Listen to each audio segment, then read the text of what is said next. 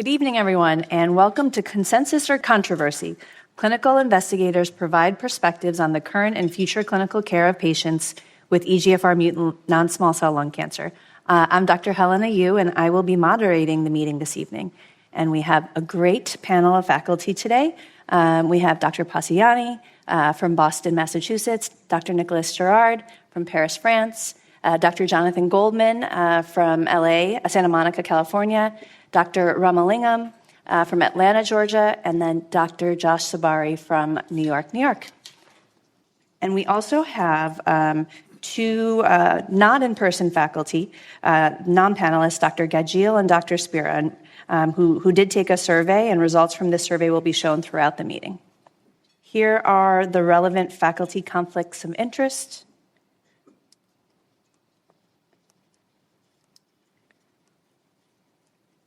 Here are Dr. Love's disclosures. And here's the commercial support for today. Research to Practice, CME Planning Committee, staff and reviewers have no COIs to disclose. This educational activity contains discussion of non-FDA approved uses of agents and regimens. Please refer to official prescribing information for each product for approved indications. All right, this is where we're headed today. I will begin by discussing first-line treatment. Dr. Sabari will discuss EGFR-targeted approaches for relapse disease. Then Dr. Ramalingam will cover TROP2 targeted therapy. Dr. Goldman will talk about non-metastatic disease. Professor Girard will cover EGFR exon 20 mutant lung cancer. And then Dr. Jänne will finish us out with HER3 targeted therapy. All right, here's my portion, the first talk. Evolving first-line treatment for metastatic EGFR mutant lung cancers. So right now, over the last 2 years, we've had several approvals, and so we now have 3 options available to us for first-line treatment. We have osimertinib monotherapy, we have osimertinib in combination with platinum-based chemotherapy, and then amivantamab, which is an EGFR bispecific antibody, as well as lazertinib, which is a different third-generation EGFR TKI. We'll be going through all of these and discussing the different options. So what do we consider for first-line treatment? The things that as a clinician come to my mind are, quality of life issues. What are the side effects of the different treatment? What is the time and effort that's required from our patients? What's the financial cost to our patients? What do they prefer in terms of treatment, since there are some that are intravenous and some that are oral? Efficacy, of course, is top most importance, progression-free survival, overall survival. We know that these patients develop CNS metastases, so what are the CNS efficacy endpoints? And then how do we sequence treatment knowing that these patients live for a long time and provide the most options for our patients? And then we think about risk factors, so patient and disease-related risk factors. Does the patient have brain metastases? Do they have liver metastases? What co-mutations do they have? And then what are, the ctDNA status? So first we'll start with the standard of care, or the historical standard of care, which is osimertinib monotherapy. This is a well-tolerated oral standard of care. It had a clear improvement in PFS and OS over the earlier generation EGFR TKIs. It's an oral therapy. When patients are on this, typical MD visit schedule is every 3 months with scans every 3 months. Toxicity profile is manageable, low rate of treatment discontinuation, and real-world studies have really shown similar efficacy and safety in the larger real-world population. Data came out at World Lung as well as recently in press looking at long-term safety. Now that we've had osimertinib available for more than a decade, on the AURA and FLORA studies, people have been on 3, 5, 10 plus years. On the FLORA study, there were 28% of patients that actually were on OC for 3 years or greater. And looking at toxicities, there really were no late emerging toxicities. And the toxicity profile seen up front is really what was present throughout treatment. So moving on to FLORA-2. So FLORA-2 was the combination of osimertinib with pemetrexed and carboplatin versus osimertinib monotherapy. Clear PFS benefit, 9 months. The hazard ratio on the study was 0.62. And then in terms of safety, we're adding treatments, so there's additive toxicities. There didn't really seem to be any synergistic toxicities, but certainly more toxicity than osimertinib monotherapy. Of course, you're getting both treatments for a longer duration. particularly up front in the first 3 months when you're getting induction therapy with carboplatin and pemetrexed, you're seeing more cytopenias. And then over time with the pemetrexed, you can see renal insufficiency, edema. Of course, there's quality of life and financial cost implications of these frequent visits and frequent infusions. And then you are using treatments that we previously were giving sequentially in one line of therapy. One thing to remember in terms of recent data came out, of course, the exposure of platinum was about 3 months, that first 4 cycles, and the kind of median exposure with pemetrexed was about 8 months on the study. So the majority of patients after 8 months did discontinue pemetrexed and continue osimertinib monotherapy. A key issue, of course, is CNS efficacy. So you can see this was interesting, in terms of the combination, a little bit unexpected. The hazard ratio for patients that had baseline brain metastases was actually the lowest on the study, hazard ratio of 0.47. And so this is interesting because I think there's biomarkers that are predictive, but then there are biomarkers that are prognostic, but then biomarkers that are predictive. And I think here this clearly shows that there's something about the combination, there's synergy for patients with brain metastases, which was somewhat unexpected knowing that osimertinib monotherapy has such good CNS penetration. And then you can see from the figure on the right that the time to CNS progression was longer on the combination. And then overall survival, we've seen immature data where there's a trend towards a benefit with the combination. Hazard ratio at last check was 0.75, but this is not mature data. In terms of subsequent treatments, I think this is important when we compare the different regimens. Of course, there is about 20 to 25% that did not receive subsequent therapy, which is important to note about, always using your best therapy first. But of the patients that discontinued therapy and went on to new therapy, 81% of the patients on osimertinib monotherapy did cross over and receive platinum-based chemotherapy. And I think that comes to be important when we think about survival and subsequent lines of therapy. And then finally, amivantamab and lazertinib. This is from the Mariposa study. Again, a clear marked PFS benefit of about 7 months. Hazard ratio was 0.70. One thing to point out, comparing this study to FLAURA2, is this study did require CNS imaging assessments for all patients on study, with or without brain metastasis. So that did, potentially also show us the rate of asymptomatic CNS metastases. Safety, I think there are unique toxicities with amivantamab and lazertinib. You're seeing EGFR-directed toxicities, particularly paronychia, rash, and stomatitis. The MET-directed toxicities, hypoalbuminemia, and peripheral edema can be treatment-limiting for some patients. And then unexpectedly, there was an increased risk of VTE that seems to be unique to amivantamab and lazertinib. So 37% of patients developed some sort of VTE, and so prophylactic anticoagulation is recommended with this regimen. And again, this is frontline, so we need to be thinking about quality of life and financial cost of frequent infusions. We saw really good data that I think some of my colleagues will talk about in terms of preventing or mitigating toxicities with the Cocoon trial and Skipper, which definitely can help address some of the toxicities with the regimen. And this was the big data from ELCC earlier this year. We saw the overall survival data. So a clear hazard ratio of 0.75, and the difference or benefit in survival of the combination was anticipated to be greater than 12 months. So this is the first combination regimen in the first-line setting that has demonstrated a survival benefit. CNS efficacy, also good with the combination. I think one question is crossover when we think about survival. So amivantamab was not available commercially during the duration of this study. So it was only 3 patients out of 173 that were in the osimertinib arm that were able to get amivantamab in the later arm. And so I think thinking about access, we know amivantamab is active, but perhaps, there is a role for it in the second-line setting. And that really is the Mariposa-2 study, which looked at amivantamab with chemotherapy and really did show impressive hazard ratio of 0.48 with the combination in second line, and then did show a clear trend towards overall survival benefit as well. So I think the question is the survival benefit amivantamab at any time versus no amivantamab. And I think there's a real rationale to think about reserving efficacious but more toxic therapies for the later line setting when other options may be limited. We can hear what our colleagues have to say. And then most importantly, what do our patients want?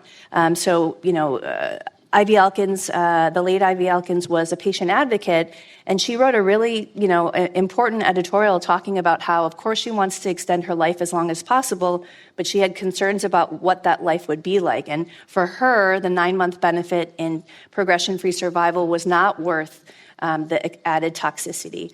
There was also a Chinese survey of a large number of patients, family members, and medical doctors, and the vast majority, over 70%, said that despite the 9-month benefit with combination therapy, they wouldn't recommend it. And so I think that's important when we think about exactly what our patients want. And then finally, financial cost. I think, there is, data that the out-of-pocket cost for patients is significant. And, thinking about more visits, more frequent supportive care medications, there's a cost for that for sure.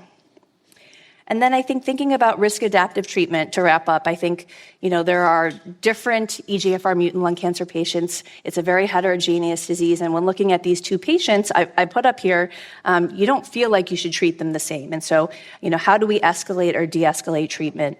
And at what time point should we escalate? And then, thinking about what we could use for risk stratification, I think that CNS metastases might be a good potential risk stratification, as well as maybe ctDNA clearance or baseline ctDNA. And then finally, this is my last slide, no size fits all, right? I think this is shared decision-making as well as risk stratification. We need to see what our patients want, patient-related factors, disease-related factors, molecular factors, and we want to risk stratify patients who need it the most, but think about for lower-risk patients, if we can identify them, optimizing quality of life and sequencing for them. But I think with this OS benefit, in my opinion, it's opting out of combination therapy for treatment for de-escalation, and the default is combination therapy. Okay. So racing through that, so these are some of the questions that we asked patients, or asked our colleagues. So regulatory and reimbursement issues aside, which first-line therapy would you give someone, 65-year-old patient, metastatic disease, minimal disease burden, EGFR exon 19 deletion, PD-L1 0? So let's hear from Professor Girard, who said amivantamab and lazertinib. Why? Well, because we need to do better in these patients than OSI mono, and then how to choose between FLAURA2 or Mariposa. Well, this is a matter of sequencing. This patient is likely to get second line, to get access to second line, which is not the case of all the patients. So I will keep chemo for later lines. You told us that it's good to reserve the more toxic drugs for later lines. Well, I believe chemo is the most toxic one. So I would give Amilazer first, and then have a second line based on chemo or chemo combination regime. And maybe Dr. Goldman, you also said combination therapy, but how come you're choosing osimertinib chemotherapy versus amivantamab lazertinib for this patient? So I think this is maybe one of the most complicated questions we get now. If they were 55, I would have gone for Amilazer. If they were 75, I would have gone for OC alone. But 65, I thought it was a challenge. And really, in the end, it really would be a patient discussion. I find that OC chemo, for me, has been better tolerated than Amilaz. And looking at this patient, hopefully to have many years ahead of them, the idea of coming in every 2 weeks, and et cetera, rash, et cetera, seemed challenging. So I chose for this patient without symptoms to get the simpler, easier regimen. And then finally, Dr. Ramalingam, so osimertinib alone for this patient. What made you choose that? Yeah, my go-to for patients who have low risk, low burden disease, low symptoms is still monotherapy. Quality of life is important. You already mentioned the toxicities associated with combination approaches. And this is a conversation we have with the patient. I think the difference between coming every 3 months, getting a scan, and being able to live their life on versus coming every 3 weeks, dealing with adverse events, are markedly different. And that's why I still find osimertinib to be a very good go-to option in these patients. Okay. Let's change the scenario a little bit. So this is, again, a 65-year-old, symptomatic, has a significant tumor bulk and burden of disease, no brain metastases, again, exon 19 deletion, PD-L1 Now you can see the answers are different. So none of our panelists agreed, recommended osimertinib monotherapy. Dr. Jänne, in this situation, how come you chose osimertinib chemotherapy over amivantamab lazertinib? Well, here you have someone who's symptomatic with disease, bulky disease, and unfortunately with the good EGFR mutation, the exon 19 deletion. So I thought my thinking here was combination therapy, and I do think of the two, osimertinib chemotherapy, in my mind, is better tolerated than amivantamab lazertinib, and hence the reason I chose that. I'm going to push you there. So is there a patient scenario where you would give amivantamab and lazertinib, or is your combination go-to regimen chemotherapy with osimertinib? For me, it's chemotherapy and osimertinib. I don't have a clear scenario where I would give amivantamab lazertinib. I think although it's a discussion with the patient, of course, given the survival benefit, but I think if I choose a combination up front, I typically use OSI chemo. This seems, we had consensus here, even with our remote faculty, 85-year-old, symptomatic, significant tumor bulk and burden.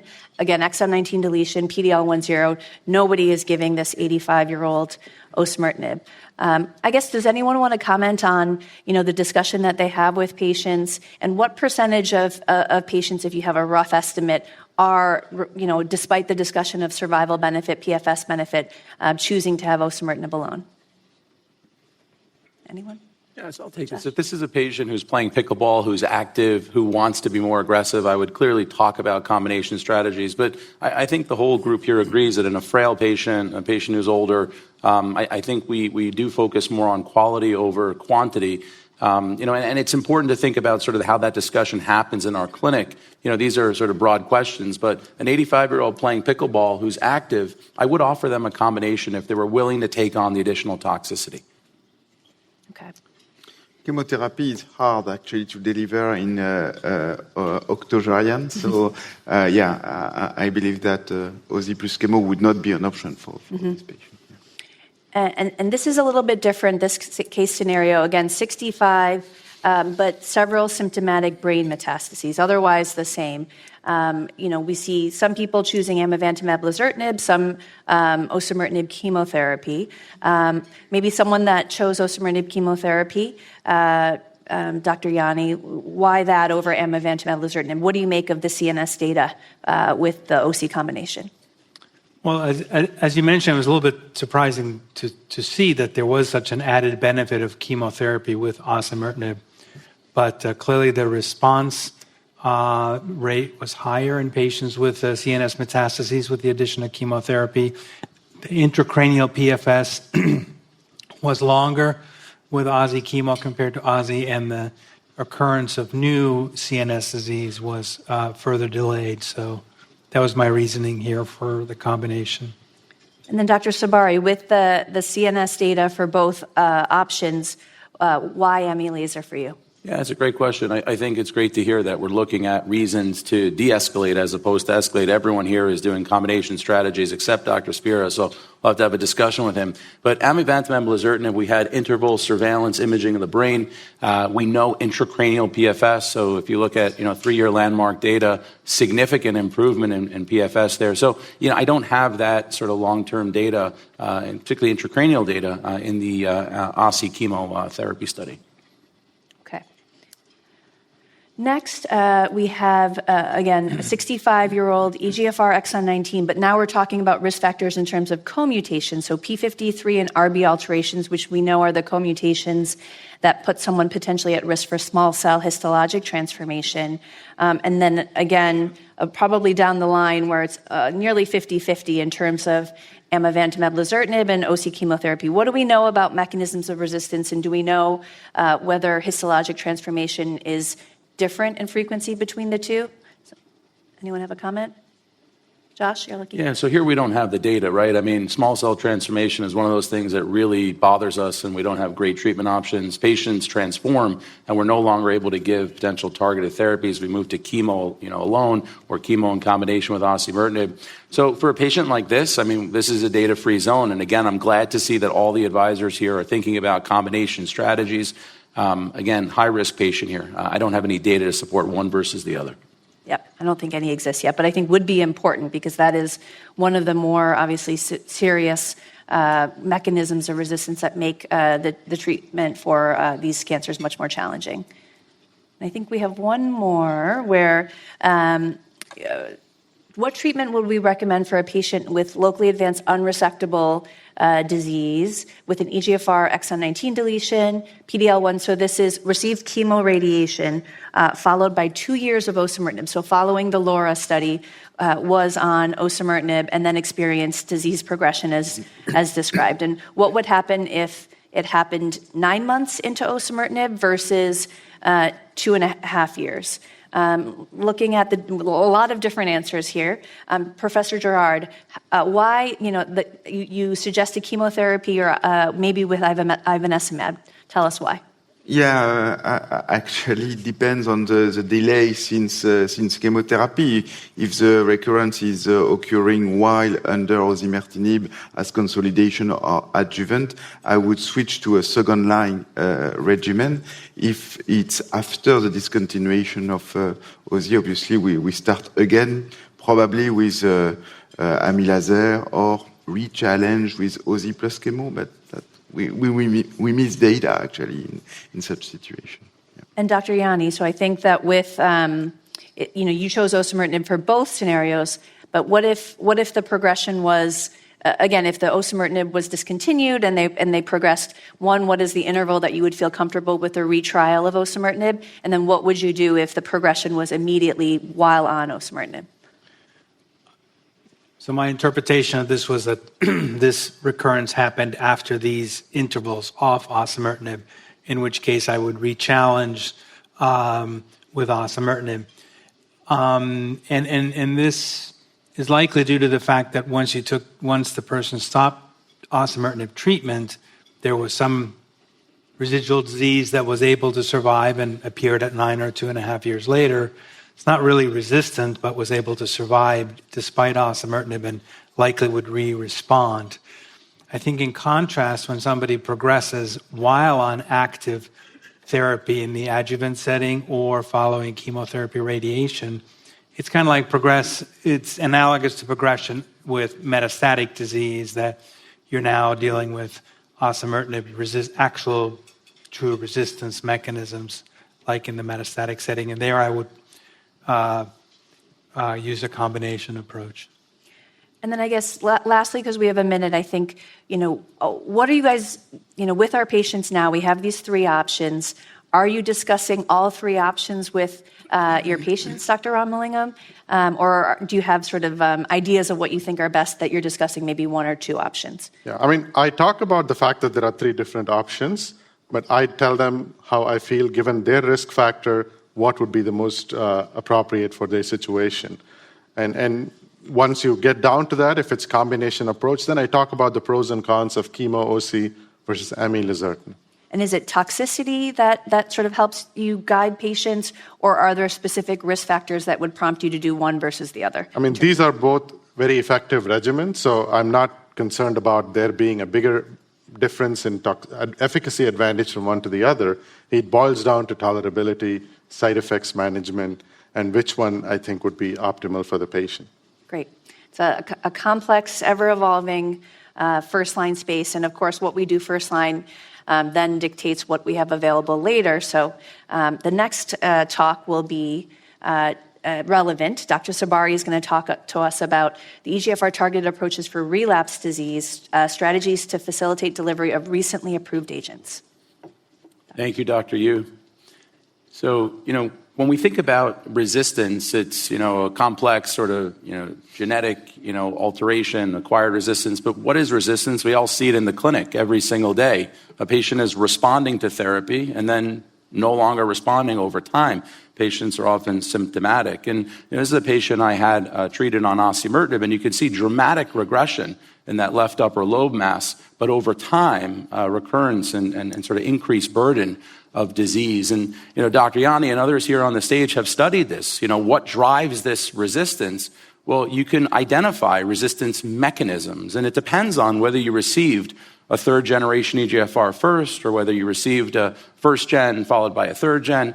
And what you can see is that in third-generation EGFR TKI-treated patients, the resistance mutations are quite complex and heterogeneous. So it's not an easy story to solve here. Maybe 10, 12% have C797S, a point mutation in EGFR exon 20. And then others have, other bypass track mechanisms like MET amplification, but there is no one dominant resistance mechanism in this patient population. So when we think about resistance mechanisms, we try to, group these into different categories. So you can have mutations in the drug target that affects binding of the drug, generally point mutations in EGFR. You can have bypass track signaling. And then you can also have mutations sort of downstream. And what Dr. Yu had mentioned earlier, you can have histologic state transformation. So adenocarcinoma transforming to small cell or squamous cell histology, and then really no longer responsive, in my opinion, to targeted therapy alone. So how do we target this resistance? Well, if you biopsy a patient and you identify a resistance mechanism, can we use a targeted therapy in combination with a third-generation EGFR TKI? So here's just, two data points or two sort of cases looking at if a patient develops an acquired RET fusion, can you add a RET inhibitor? And yes, we do see response with the addition of a RET inhibitor, although it's very short-lived. If a patient develops an acquired ALK fusion as a resistance, you can see radiographic regression, patients benefit, but these are very short-lived responses. So there is an ongoing study, the Orchard trial, and we'll hear a little bit from Dr. Ramalingam, but looking at adding specific targeted therapeutic options to osimertinib, a third-generation EGFR TKI. One that we'll talk briefly about is MET, so adding savolitinib to osimertinib. We'll hear a little about Dato-DXd, an ADC targeting TROP2, adding to osimertinib. And these are all incremental strategies, in my opinion. Here's a study, the INSIGHT-2 study, where we looked at the combination of tepotinib, a MET tyrosine kinase inhibitor, in MET-amplified patients post-osimertinib. And there was an impressive response rate, about 50%, but the progression-free survival, about 5.5 months. So thinking about, more agnostic strategies, we heard briefly about the Mariposa-2 study, but I want to talk about the front line for a moment, because the front line regimen will affect what you then give in the second line, and will affect what your resistance mechanisms are. So we heard from Dr. Yu that first-line Mariposa, Ami-Laz versus osimertinib, there was a third arm of lazertinib contribution of components. And when you look at an early look at those early progressors in both arms, what you note is that the MET amplification resistance mechanism is more common in those patients treated with osimertinib alone at about 13.6% versus amivantamab and lazertinib much lower, 4.4. And again, this is paired liquid biopsy. There's a lot of heterogeneity. There's a lot. Take this data with a grain of salt, but it's interesting to think about what resistance you develop on your first-line setting.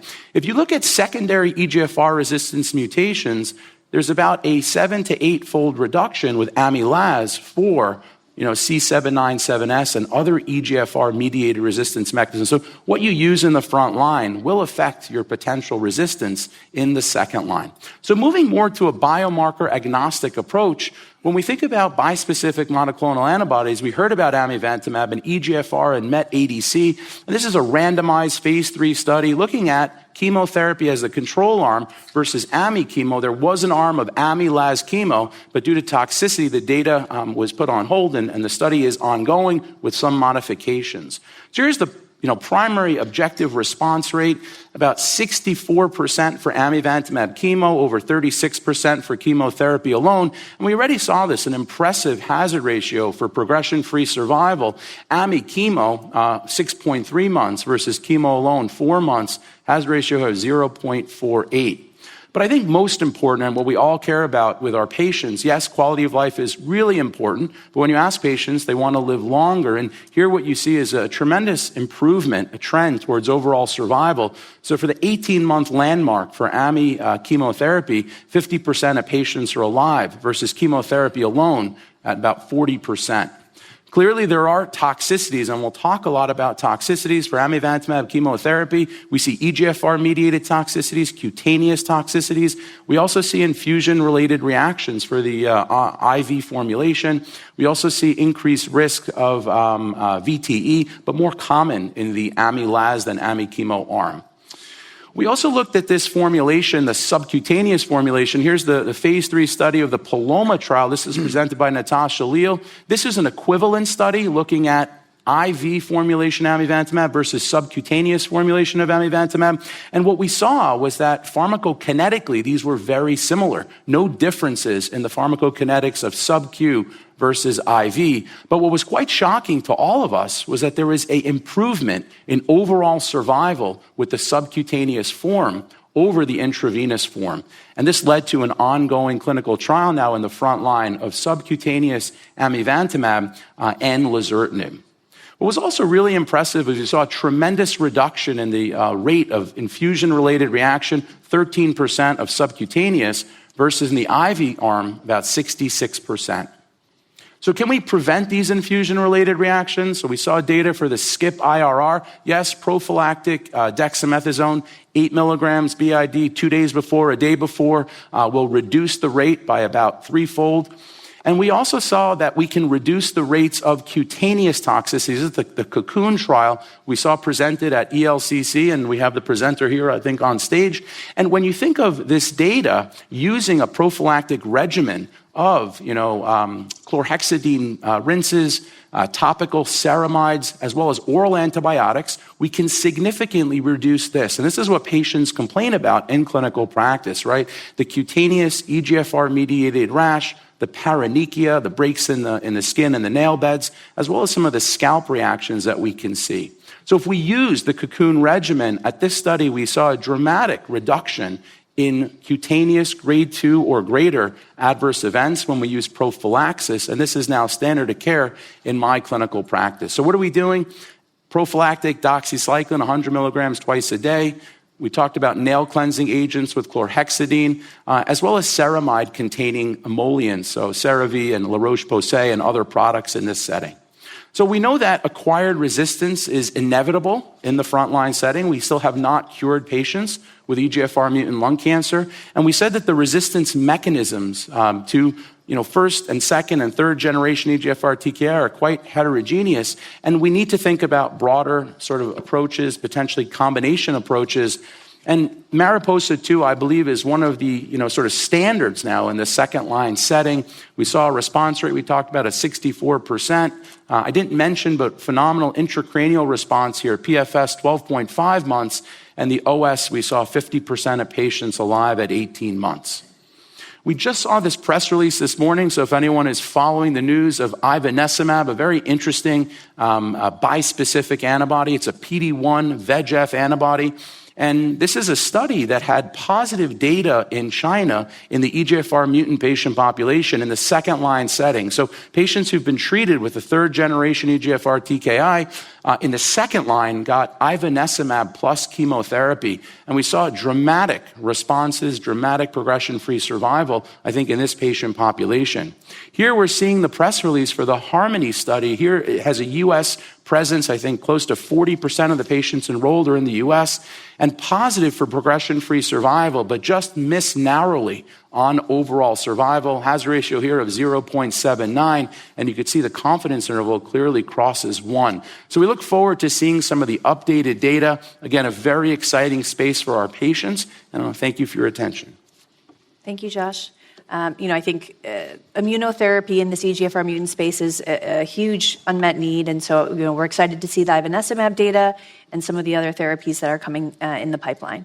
So our first discussion question on this section, in general, for a patient with metastatic non-squamous non-small cell lung cancer, EGFR exon 19 deletion, PD-L1 0, who receives first-line targeted treatment followed by response, then progression, would you recommend repeat mutation testing? And if so, liquid or tumor tissue? Dr. Girard, what are you doing? No, well, it's recommended to repeat mutation testing because if you have another alteration, bypass, or a resistance mutation in the EGFR kinase, it may drive you to additional options and chemotherapy or chemotherapy plus amivantamab, transformation into small cell. If we do not do the biopsy, it will be very difficult to identify those patients. So what are you finding on these biopsies that are actionable, that you're actually changing treatment? So small cell, for sure.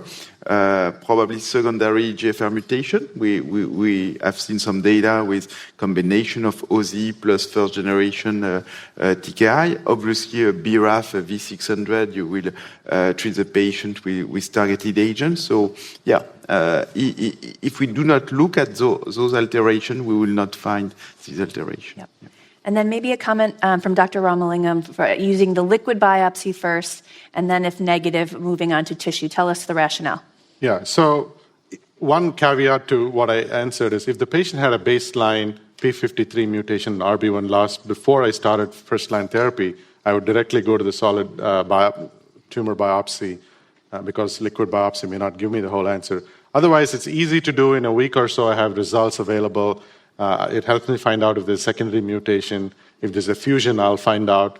And MET also, liquid biopsy makes good calls, so you can choose MET for targeted therapies, and therefore it's my go-to.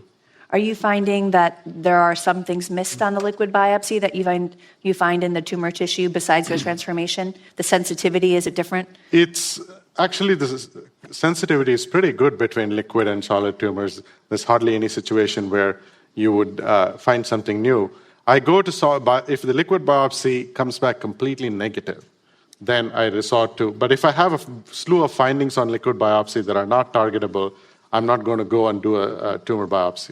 Yeah, I think the good thing here is we know they have the driver EGFR mutation. So if we find that, and the absence of other things, that's more likely to be a negative than if we find nothing, then clearly we need to look at the tumor tissue. Josh? I think just for a point on the liquid biopsy here, liquid biopsy alone is insufficient, but I think that you do understand the heterogeneity of the tumor better with a liquid biopsy than you do of a single biopsy of a growing lesion. So I think it's important to use these sort of in compendium together. If you have one lesion growing, biopsying it and treating that lesion makes sense. But we do rely on both of these in our clinical practice.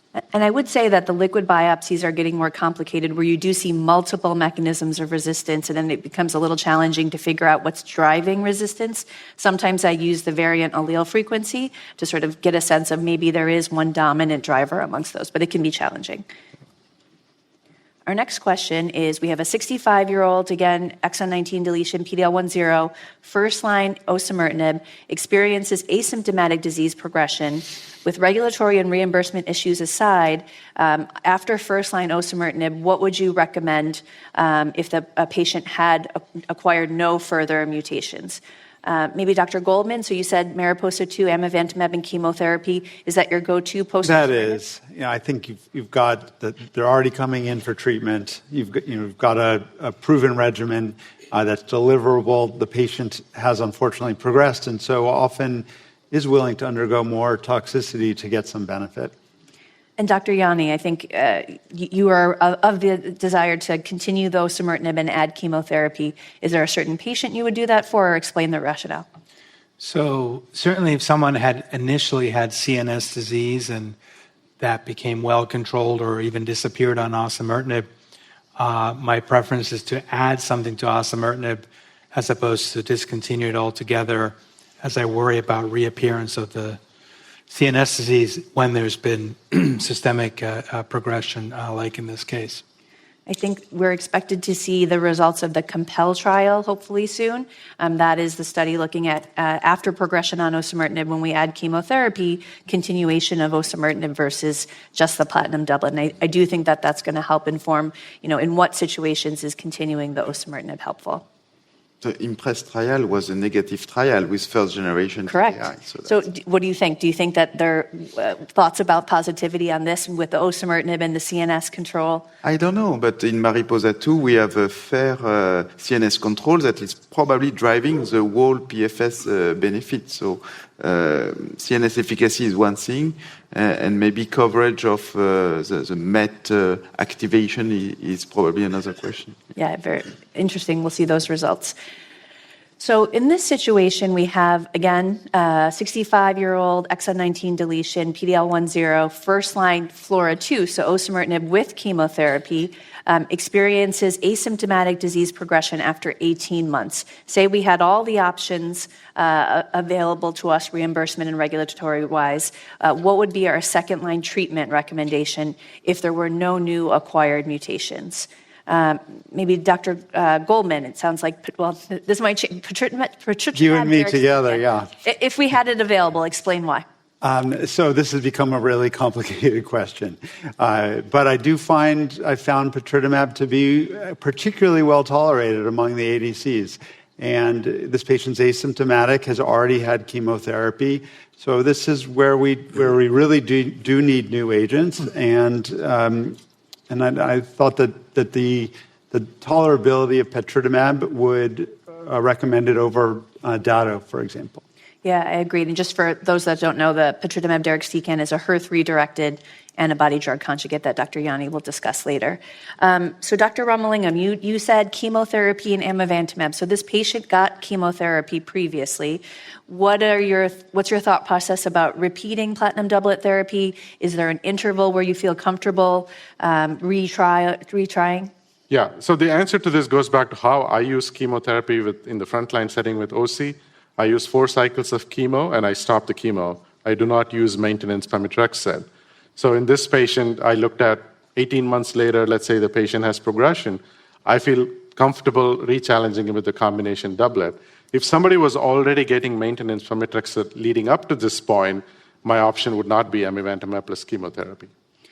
And so that's with everyone. You don't continue maintenance. I don't continue maintenance pemetrexed. And we know that, the median exposure was about 8 months, so we know that there are quite a few people who, do similar or at the first sign of toxicity, discontinue the pemetrexed. Dr. Sabari? Yeah, I think if you look at the trial, right, I mean, the FLAURA2 trial, the recommendation is continue pemetrexed maintenance, and that's where we see the PFS benefit. So if I was going to use the FLAURA2 trial as a regimen for my patient, I wouldn't want to, prevent that. Now, you do give patients better quality of life off chemotherapy. But I think for the second-line setting, sure, if a patient's off chemo for a long time, I would start AMI chemotherapy. But if I was going to use FLAURA2 in the front line, I'd like to continue pemetrexed maintenance.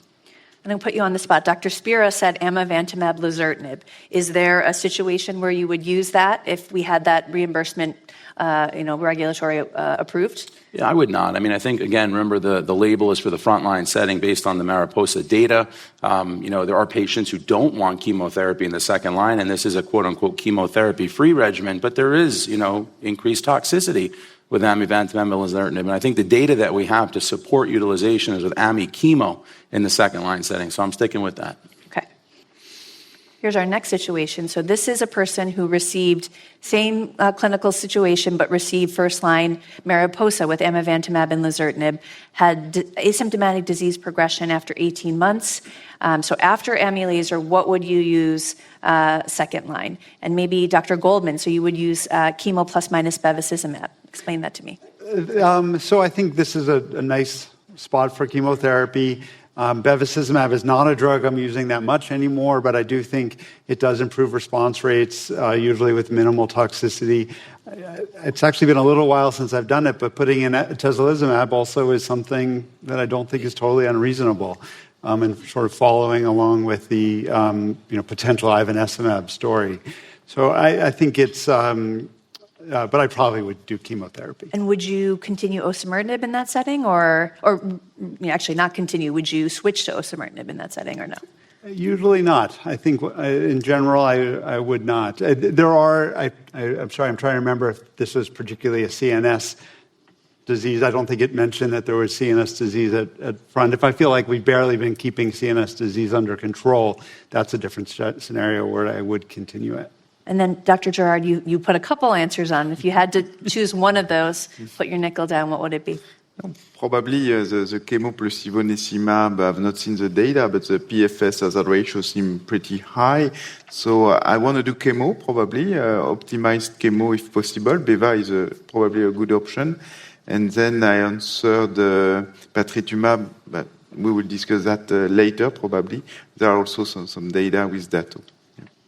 Okay, and then we're going to end with, so using Cocoon. So Dr. Sabari mentioned this. When you give amivantamab, lazertinib, or chemotherapy with amivantamab, he mentioned the Cocoon study with the dermatologic prophylaxis. Are you doing this, and do you find it to be effective? I guess I'll start first in saying that I do think it helps. I think it mitigates or attenuates, but I don't think it completely, takes away the toxicity. And I've had patients tell me, it takes a very invested patient with the willingness to buy all these things. And, one person told me it took an hour every day to sort of do the nail and skin care that's required. Dr. Jänne, you said it was effective. What are your thoughts? Yes, I definitely use the enhanced dermatologic management, and I do find it to be effective. I agree with you. I don't think it completely eliminates the dermatologic side effects, but it certainly reduces them. Okay, we're going to move on.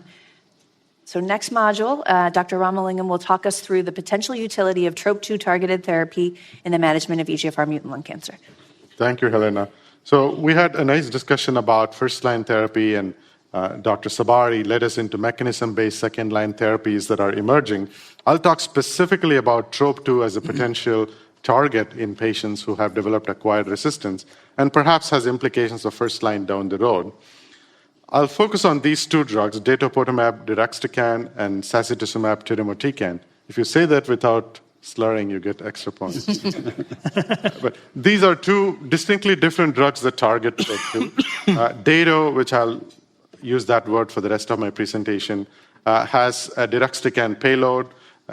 SASI targets TROP2 with the SN38, which is an irinotecan metabolite, which you're familiar with in chemotherapy terms. So these two have same target, different payloads, and different linker mechanisms that have implications for toxicity. Now, why TROP2? TROP2 is expressed in lung cancer. These are TCGA data. When you look at those two boxes, lung cancer tends to be among the tumors that have higher expression of TROP2. Both squamous and adenocarcinoma are called out, and there is clear expression of the target. Now, specifically drilling down these data, close to 1,000 patients in the data set, you see comparable levels of TROP2 expression, maybe slightly higher in squamous cell. When you look at EGFR versus EGFR non-mutated patients, you don't see a big difference between TROP2 expression, but what you take home from this is in EGFR-mutated tumors, TROP2 is expressed. And for an ADC to work, all you need is the target to be there. If a majority of the patients have this target, at least you're justified in using drugs that target ADCs that target. So this is TROPION-Lung05 study. This is now published. This was given, this study administered datopotamab 6 milligram per kilogram every 3 weeks. This was given to patients with actionable genomic alterations, a number of them, and they had all previously received prior therapy with appropriate targeted agents and even cytotoxic agents. So in this trial, when you look at the overall efficacy, results were favorable for a wide variety of molecular alterations that are seen in lung cancer. Specifically in EGFR-mutated patients, there were 78 of them. Response rate was 44%. PFS was about 5.8 months, and the median duration of response, 7 months. So meaningful results in this patient population once you run out of targeted therapy options. What about correlation with target expression? At least based on analysis of about 60-odd patients, there didn't seem to be a big difference in TROP2 expression levels between patients who had a great response, no response, or a modest response. So at this point in this study, you can't use the level of TROP2 expression to decide who gets therapy or not. We have to wait to see. There are other biomarkers that are being explored in the space. Toxicity with datopotamab, I'll call out two specific toxicities one needs to be aware of. One is stomatitis. You see about 10 to 11% grade 3 stomatitis. You see about 25% or 22% grade 2 events. So this is something that needs to be managed proactively. I'll talk about toxicity management in a few minutes. The other toxicity is corneal toxicity. While most of them are grade 1 or 2, these are something that one needs to be aware of, so you're checking with the patient regularly to see if they experience, so you can intervene early on before they develop serious events. Another report that was shared at the ESMO meeting last year was a pooled analysis, Tropion Lung 05 and Lung 01. These two, the Lung 01 had other molecular alterations besides EGFR included. So the investigators decided to call out the EGFR-mutated patients from these two studies. They all received 6 milligrams per kilogram. When you add up, the EGFR-mutated patient population was about 117 patients. And for those 117 patients, if you look at the overall baseline patient characteristics that are summarized, these are patients who have received multiple prior systemic therapy regimens. Majority of them had EGFR exon 19 or 21. They also had some EGFR exon 20 T790 mutated patients. The results were very similar to what we just saw in Tropion Lung 5. The response rates were approximately 42%. The median duration of response was about 7 months. Median PFS was about 5.5 months. So this analysis shows yet again that this could be an active agent. This is a press release from about 4 months ago. Dato has been granted priority review in the United States for patients with previously treated advanced stage EGFR-mutated non-small cell lung cancer. So more to come on this. More recently, at the ELCC Congress 2 months ago, this study was presented. You heard about the Orchard trial from Dr. Sabari's presentation, where patients received first-line osimertinib, and then when they progressed, they had molecular testing to see what alteration led to the acquired resistance. If they could not be matched to a specific targeted agent based on mechanism, they were given either osimertinib plus datopotamab at 4 milligram per kilogram or 6 milligram per kilogram. So it was randomized to 2 different doses of dato. And in this study, the PFS results were about 9 to 11 months, favoring the 6 milligram dose of datopotamab. The median duration of response was about 6 months in the lower group, and interestingly, 20 months in the higher dose of datopotamab. So this study also showed activity for this combination. Toxicities, we've already talked about it. No surprise here, higher doses associated with more stomatitis and ocular events. So there are some ongoing trials in the space. This is Tropion Lung 14. This is in the frontline setting for EGFR exon 19 and 21 mutated patients, comparison to osimertinib alone versus OC plus dato DXT at 6 milligram per kilogram, about 600 patients to be enrolled. The Tropion 15 lung trial is a phase 3 trial in the salvage therapy setting where patients had already progressed on prior targeted agents. Here, randomization is to chemo versus dato DXT versus OC plus dato DXT. How about managing toxicities? Again, we're still learning about these. With regards to managing stomatitis, use of dexamethasone oral solution for prophylaxis appears to be helpful. Holding ice chips in mouth during infusion has also been suggested as a potential way to ameliorate it. With other toxicities like ocular and pneumonitis, again, we're still learning. Use of preservative-free lubricants, eye drops, is helpful for managing ophthalmic toxicity.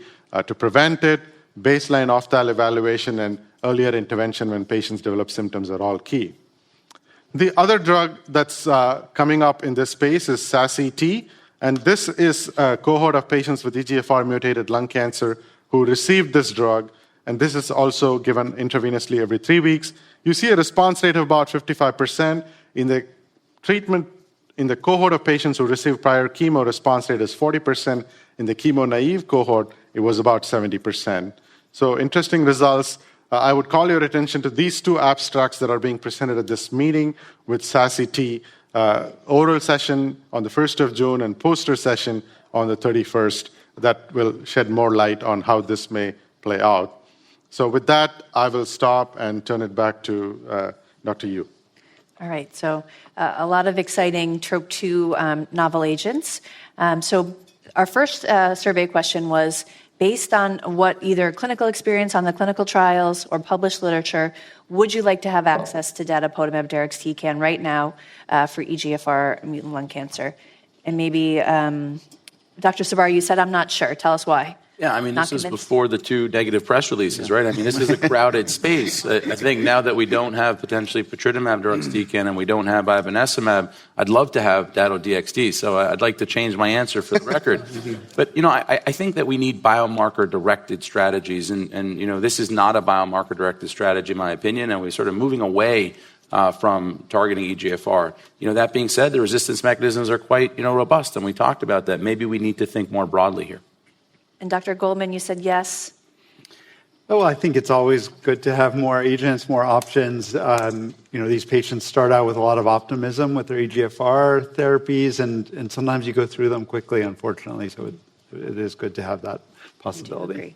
And a crowded field has gotten definitely less crowded in the last 2 days. So, okay, so complicated slide, but if Dato-DXd were available, when, if at all, would you integrate it into the treatment algorithm for patients who receive first-line targeted therapy as described? So we know our first-line choices are osimertinib with chemotherapy, amivantamab with lazertinib.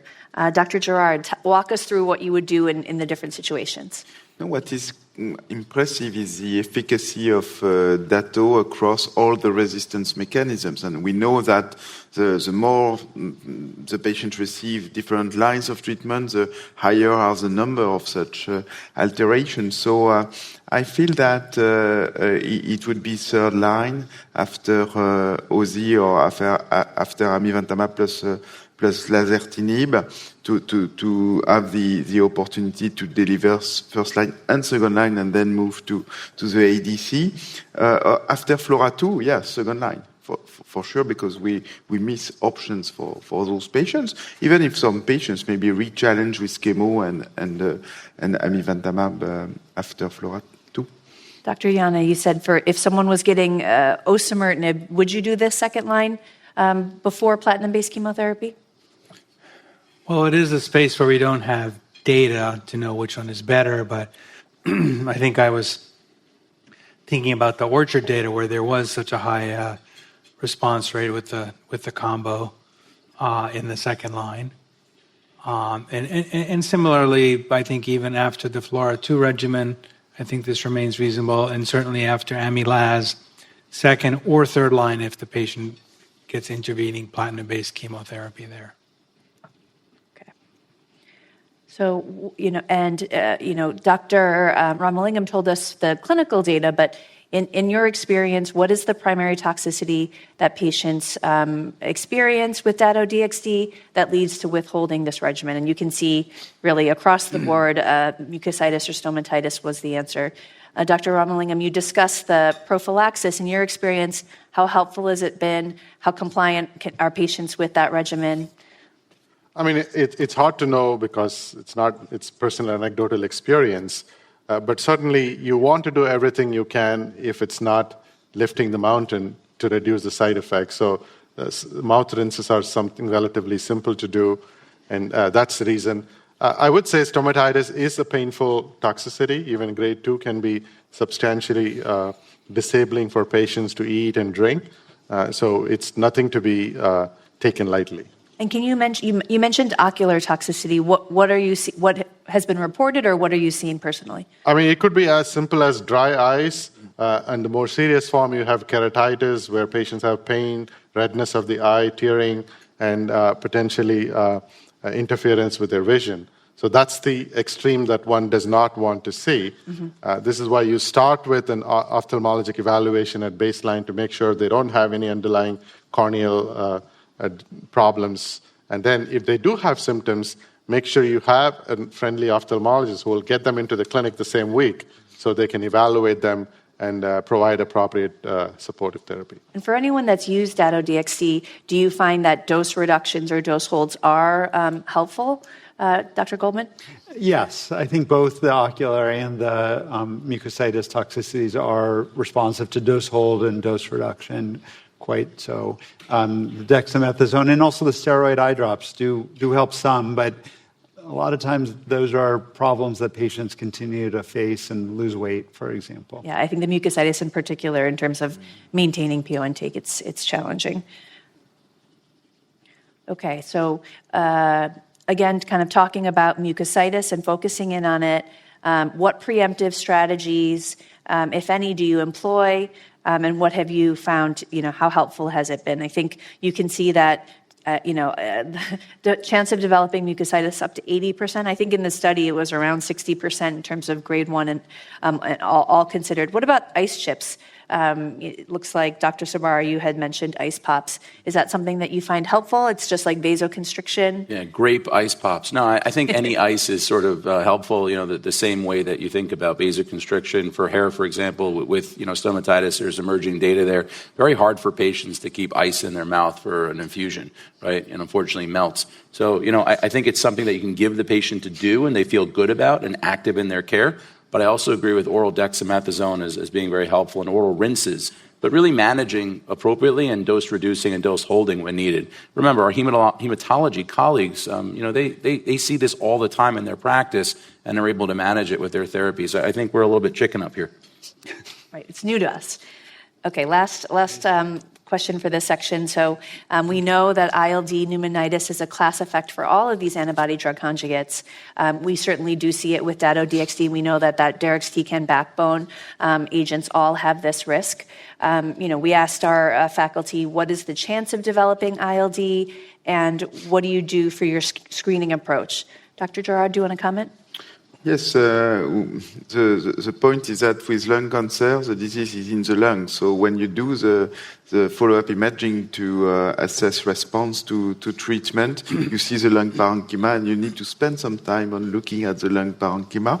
Also, discussing with the patients about dyspnea and cough at each visit is something important to detect ILD when it's grade 1 and avoid evolution to grade 2 and grade 3, which are hard to manage and may require discontinuation of the drug.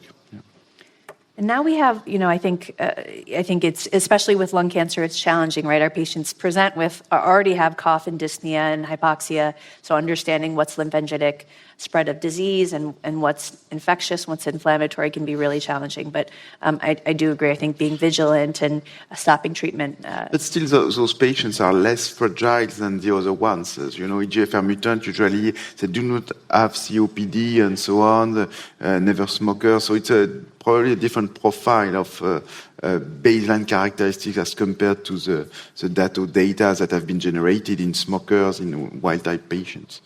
We have a minute or two, so I think, Pasi. I was going to say one challenge that does come up, and interested to see what my colleagues think, is that someone who has, let's say, grade 2, so more than just CT findings, some symptoms of ILD and gets better with withholding the drug or treatment with steroids, is it safe to ever retreat them? Has anyone retreated? Yes, I have not retreated. I mean, look, a lot of the toxins we've talked about are reversible. ILD is one of those that is not. And, we lose patients to ILD. Again, it's rare, but I would not retreat with a grade 2 toxicity. Grade 1, I have done. So I think thinking about this ADC space, we heard about, we will hear about patritumab deruxtecan, we heard about datopotamab, and now we also have approvals for trastuzumab deruxtecan for HER2 expressing and Teliso-V with the MET. Dr. Ramalingam, so now that we have all of these options, what are you doing for your EGFR mutant patients, and do you have a preference? What's your biomarker strategy in this setting? Well, Teliso-V is just new. We're beginning to incorporate it into the clinic. But as we talked about, for patients on progression, to get some sense for what their mechanism of resistance is helpful. And for MET, we have targeted approaches. For fusions, there are approaches that you could potentially tap into existing therapeutic agents in the clinic. And for histological conversion, obviously, you have to switch therapies for small cell completely in a different direction. But we're still in the early days of using that intelligence to develop precision approaches for these patients. And I think the current group of agents are a step towards that direction. I don't think it's answer to all our questions. Do you foresee that at some point we'll have some sort of multiplexed biomarker for these ADCs and help us guide, which ones should go to MET or HER2 or HER3? One hopes that. But at this point, for all of these ADCs, the target expression, at least at the protein expression level, we've not seen a connection. Right. Now, for Dato, there are some other biomarkers that are being tested prospectively in trials using artificial intelligence. So we'll see. Okay. Moving on to Module 4, Dr. Goldman will discuss the contemporary care for patients with non-metastatic EGFR mutant lung cancer. Thank you. I switched it to optimal care, even beyond contemporary. Thanks very much. It's been a really exciting time in the resectable disease and trying to really change the long-term curve for these patients. Just to remind you, our goals and our options for adjuvant systemic therapy for non-small cell lung cancer. Chemotherapy has been our standard for a few decades now. High toxicity, high number to treat, but we do know that there are cures because of adjuvant chemotherapy, particularly in stage 2 and 3. Immunotherapy has a very different risk-benefit profile, generally much more tolerable. And in the high PD-L1, you get a really significant benefit. Used neoadjuvantly, also really meaningful benefits in the non-mutated population. Mutation-based TKI therapy, in these drugs in the metastatic setting have high response rates, but typically benefits ranging 1.5 to 3 years. Is that going to translate to a cure in the adjuvant setting? So we'll try to address that. So the early first-gen EGFR TKI trials often showed some DFS benefit, but no overall survival benefit.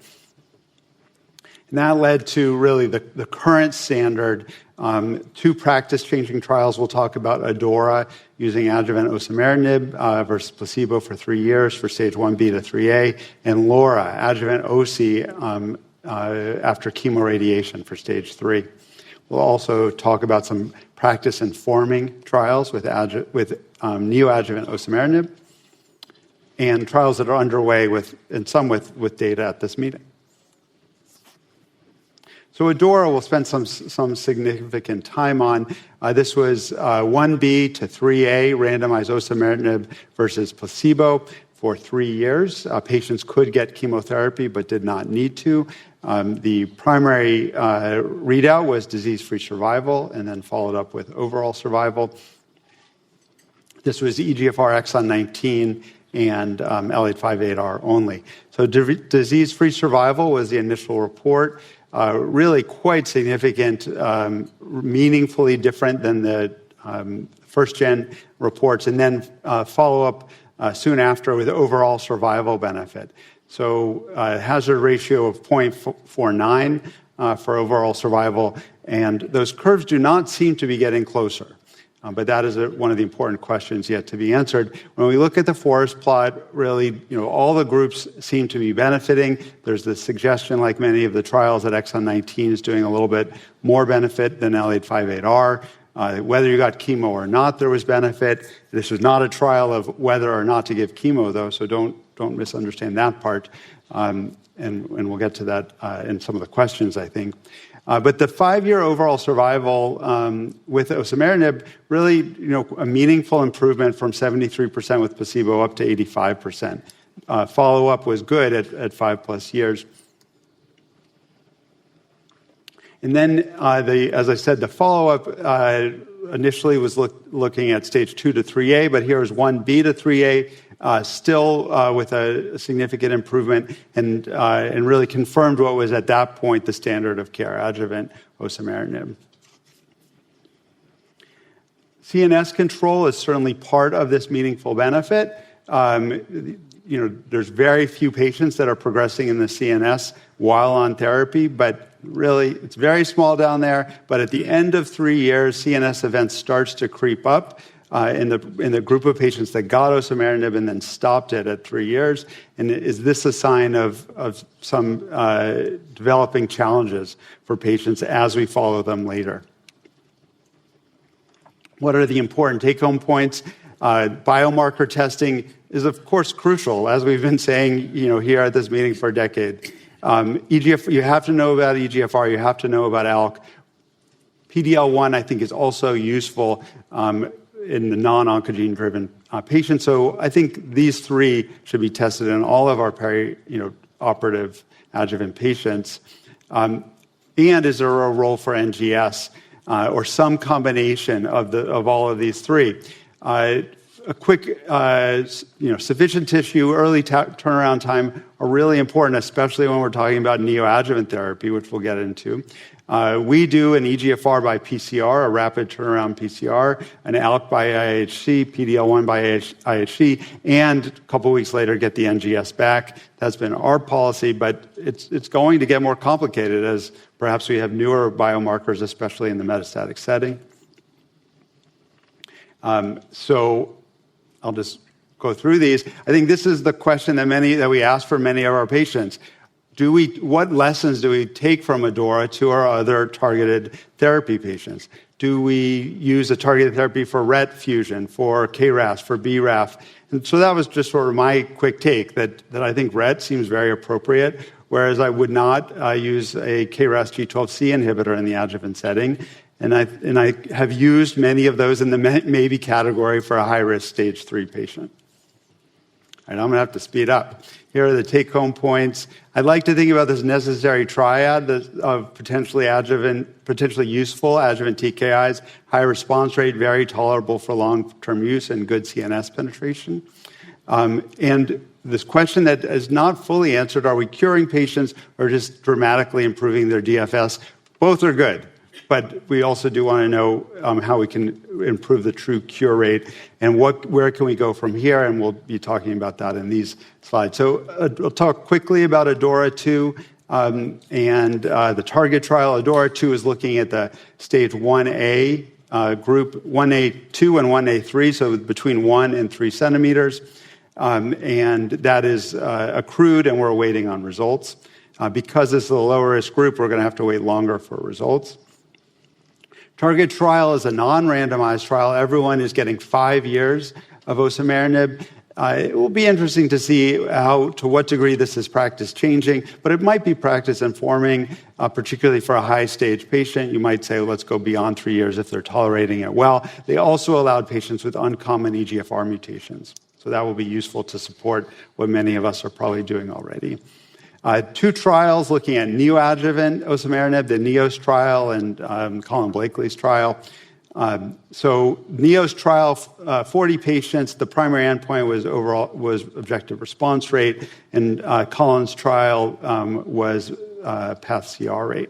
So high responses as we would expect, but very few, no complete path responses, and 16% major path responses.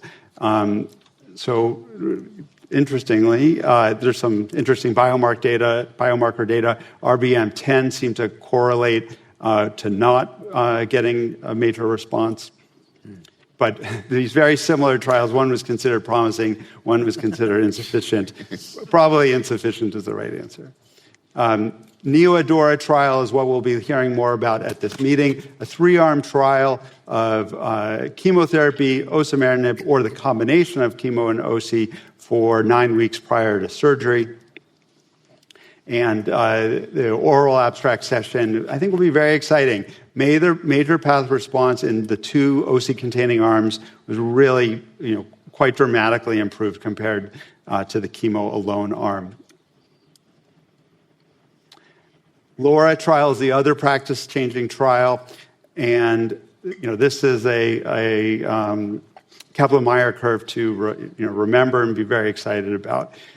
We probably should not have been surprised. The higher-risk patients in ADAURA got the most benefit. These are very high-risk patients. And again, to remind you an important point, this was indefinite osimertinib until progression. I think for the sake of time, I'll move a little bit faster. I liked this New England Journal. You see how many patients are still alive having gotten the osimertinib in the darker color. It really is dramatic. These 2 trials, Pacific 4, probably will not be practice changing, but this was using osimertinib after SBRT in a single arm. And so are we curing these patients? These 2 curves, you could drive a truck through them. Certainly, if you delay progression or disease recurrence enough, you will get a survival benefit. I do think that the slope of the curve suggests that the resistance to osimertinib develops much more slowly in the micrometastatic disease setting than it does in metastatic disease. So that is part of why we're getting this benefit. Where do we go from here? The minimal residual disease analysis from Nature Medicine earlier this year. This is the money slide, but it's hard to really take in. So a couple points. 8% of patients were ctDNA positive after surgery before starting therapy. Those patients, if we identify them, and we are probably going to be moving toward that, they need to go on a targeted therapy. You can see if they didn't, they all recurred. If they took a targeted therapy, some of them recurred, but most of them after the osimertinib. So if you knew one of those patients, I think you'd go on long-term, lifelong osimertinib.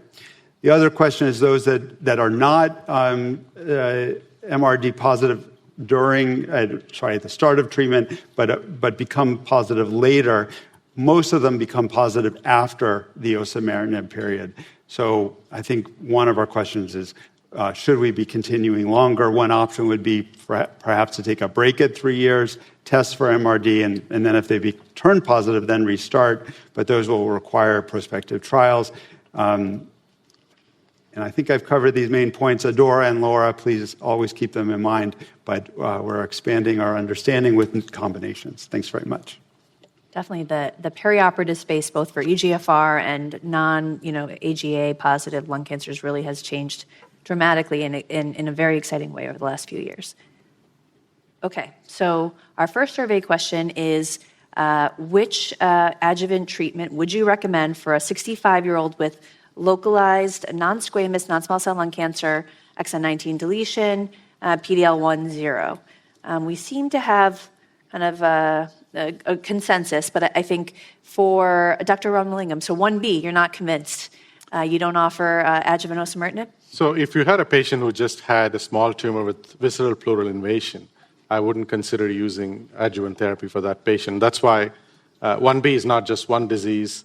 And you have to remember the current staging system is different from the one that's used in ADORA. So things are changing fast, and you have to know exactly which patient population you would use.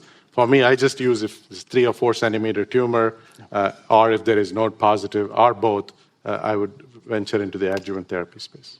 I know the rest of us all said chemotherapy for stage 2 and stage 3, but Dr. Spira said osimertinib only, omitting the chemotherapy. Josh, can you conjecture, is that what people are doing? What's your comments on not giving the chemotherapy that has a small but real survival benefit? Yeah, I can't speak for Alex personally. I don't know if he was reading the question correctly, but there are folks in the community that are getting osimertinib alone.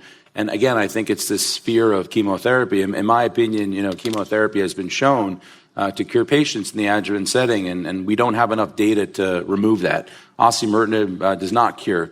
And I think it's important to remember that, especially in our higher risk patients, stage 2A to 3A. So when I see Alex, I'll ask him. Okay. So how long, I think a question is, if somebody's tolerating adjuvant osimertinib as well, has a high risk localized disease, maybe node positive, exon 19 deletion, you can see that some of us are by the book and said 36 months like the ADORA study, and then some of us do continue until progression or indefinitely. Professor Girard, you are extrapolating a little bit. Explain the indefinite osimertinib. Well, that's a very good question. And we see after 3 years, especially in the higher risk patients, the stage 3A, that we have a kind of more rapid risk or increased risk of recurrence. So 5 years is maybe what needs to be done. But if we look at the LAURA data with this continuation of osimertinib in patients with still higher risk because they were not operated on, To me, it raises really the question of continuation beyond 3 years and maybe beyond 5 years, especially for the patients with a high risk, so the stage 3A, maybe patients with positive ctDNA after surgery, and so on. Dr. Goldman, I think Dr. Jänne. I was going to say, sometimes it's a hard conversation with the patient when you get to the 3-year mark and everything's gone well, there's no evidence of recurrence, and you bring up the fact that the data shows that, or the trials were done for 3 years and it's time to stop, and there are patients that don't want to stop. Yeah. And if they don't want to, you continue? I do. Sometimes I've run into reimbursement issues on that end, but I do. I was going to ask the question about atypical mutations. So we know that exon 18 or S768I, they do less well with all therapies, have a worse prognosis. Anyone on the panel has treated any of those patients and given adjuvant osimertinib? Dr. Goldman, have you? So I have for L861. I think there's some that are less common but behave very similar to L858R. So there I felt comfortable, but an exon 18 mutation I have not. Actually, I can maybe for a stage 3 I have. So a stage 3 patient can often push me to do something. Just maybe to make one more comment about the 36 months versus indefinite is sometimes it's nice as you're talking about the treatment for surgically resected EGFR-mutant lung cancer who have maybe chemotherapy, and it's nice for patients to look forward to actually being done with the therapy. Yes, there are those who don't want to discontinue it, but on the other hand, I think it's in the LAURA trial, it's harder because it's an indefinite duration of treatment if you go by the book on the trial.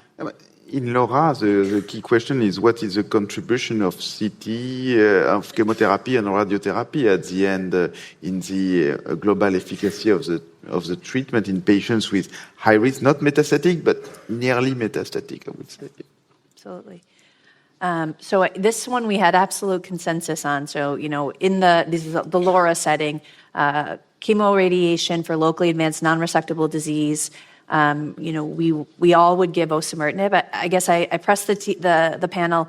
High TMB, high PDL1, heavy smoker. Is there any instance where someone would give durvalumab in this case, or Dr. Girard? The benefit that has been seen in LAURA is quite impressive at the end. So hard not to give osimertinib, and I feel there is a consensus. Yeah, I think so too. And then I think a good question is when patients are, early stage and we're treating them for curative intent, I think it is the bar in terms of tolerance of toxicities is lower, because this is potentially unnecessary treatment. So, we asked what degree do we believe adherence or toxicity is an issue for patients receiving osimertinib for localized therapy. Dr. Sabari, you said moderate. I think here it's how well are patients tolerating therapy. And my patients that are tolerating therapy well, they're usually going to take their medication. If a patient starts developing rash or some cutaneous toxicity, could be fissuring of the skin or paronychia, and they're 2 years out, I start to hear from them that, maybe they missed it or maybe they're stopping to take it. So I think a lot of this depends on their, how well they tolerate it. You then always have the patients that want to take it every day, no matter what. And that's the complicated part here with the data. Yeah, absolutely. And then I think we will hopefully see some definitive data on Sunday with NeoADORA, but outside of a clinical setting, what do we do? So someone, we know that we give chemoimmunotherapy for a non-AGA patient, but has anyone used neoadjuvant osimertinib, prior to surgical resection? Dr. Goldman, you said I have. What instance? So we in tumor board we call it the NeoADORA regimen, and that's what we do. We give chemo and OC, and we figure we want to really do everything we can to get the patient safely to surgery, shrink the tumor, improve margins and R0 rates, and And I think it's well tolerated. I think that's not the challenge. When I said that adherence was good, it's not that tolerability is always good, but I do think patients are taking their drugs, I think. And Dr. Jänne, we just saw the abstract results. What did you think of, the kind of top line NeoAdora results, in terms of, do you think osimertinib makes a big difference perioperatively or preoperatively? Certainly based on the abstract results, and I'm looking forward to the actual presentation, is MPR rates or pathologic response rates or major pathologic response rates were a lot higher in patients who received osimertinib alone or with chemo compared to chemo. Mm-hmm. So, yeah, well. And I have used it outside of a trial. This was in a situation where somebody was known to have an EGFR mutation, was kind of borderline resectable, and we wanted to have a neoadjuvant regimen that would make the individual resectable, and we were able to accomplish that with osimertinib alone. Maybe osimertinib is facilitating surgery in patients with marginally resectable, but I'm not sure about the value of PCR or MPR with a targeted agent. It's probably very different than it's a different ballgame. Immunotherapy, for sure. Yeah, we're not seeing those same rates of MPR. I'm not sure it's predictive of the long-term survival. Right. Yeah. Yeah. All right, so moving on, Professor Girard will talk to us about a subset of EGFR mutant lung cancer's exon 20 mutations. Yes, thank you. So moving to a different subset of patients, the ones with EGFR exon 20 insertion mutated non-small cell lung cancer. We discussed in the beginning about the common mutation, so L858R and exon 19, and now moving to EGFR exon 20. Some key facts on this group of patients. Testing, it requires NGS, otherwise there is a high risk to miss those mutations. We know that EGFR TKIs have a limited activity in this group of patients as compared to patients with common EGFR mutations. And this is aggressive disease with frequent CNS metastases. We have a standard of care in the first-line setting, which is amivantamab plus chemotherapy, and this is based on the Papillon phase 3 trial that enrolled patients with EGFR exon 20 insertion mutated non-small cell lung cancer, treatment naive. 308 patients randomized to receive platinum-based chemotherapy, historical treatment for those patients, or a combination of chemo plus amivantamab. And there was an optional crossover to second-line amivantamab in patients randomized to the control arm. Primary endpoint was PFS. We see a high response rate with the combination versus chemotherapy alone, moving from 47% with chemo to 73% with the combination of chemotherapy plus amivantamab. And Papillon is a positive trial. We have a significant benefit in terms of PFS with the combination versus chemotherapy alone, almost a doubling of median, moving from 6.7 months to 11.4 months, and this is a hazard ratio of 0.40. You see how the curves are separating with the combination. Benefit observed across all the predefined subset of patients. Clearly, this is aggressive disease, and we see that combining amivantamab plus chemotherapy is protecting the patients from CNS disease, obviously from all sides of progression, but especially in the brain. Probably this is a major contributor of the benefit in those patients. What are the subsequent therapies after chemotherapy plus amivantamab? Well, second-line chemo plus IO or plus anti-angiogenic agent. Some patients received a TKI. So there is a lot to learn from this first-line new standard of care regarding the mechanisms of resistance. We are far behind what we discussed previously for common EGFR mutations. We have a tendency towards a benefit in terms of overall survival in Papillon. So it suggests that it's better to combine amivantamab with chemotherapy rather than sequentially deliver chemo and then amivantamab.